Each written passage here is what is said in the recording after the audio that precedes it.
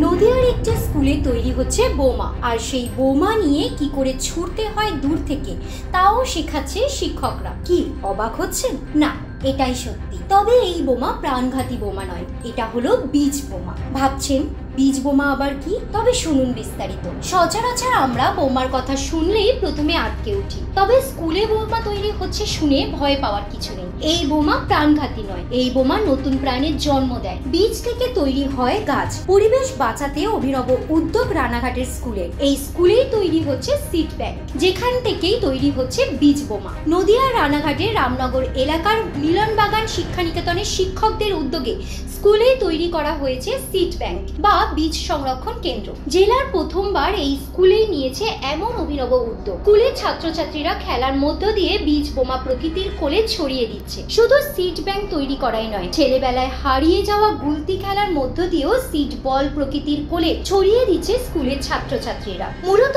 এঁটেল মাটি, গোবর সার ও ছাই মিশিয়ে প্রথমে তৈরি করা হচ্ছে মাটির একটি মন্ড। এরপর সেই মন্ডের ভেতরে তেঁতুল, জাম, লিচুর বীজ ভরে সেটিকে বোমার মতো রূপ দেওয়া হচ্ছে। ইতিমধ্যে স্কুলের প্রায় 500 জন ছাত্রছাত্রী মিলে 2000-এরও উপর বেশি বীজ বোমা তৈরি করে ফেলেছে। স্কুলে সেগুলো সংরক্ষণ করার ব্যবস্থা করা হয়েছে। কি নাম তোমার? আমার নাম নির্ময় ঘোষ। কি করলে তোমরা আজকে?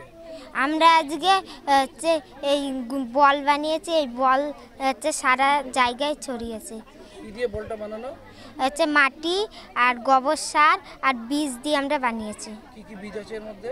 এর ভিতর রাজমা, তারপর কুল, তারপর জাম, তারপর কাঁঠাল, এইগুলো দিয়ে আমরা বানিয়েছি। তারপর সেগুলো কি করলে বানানোর পরে সেইগুলো আমরা সারা জায়গায় গুলটিস দিয়ে বা ঢিল দিয়ে ছুঁড়েছি, হাত দিয়ে বা ছুঁড়েছি।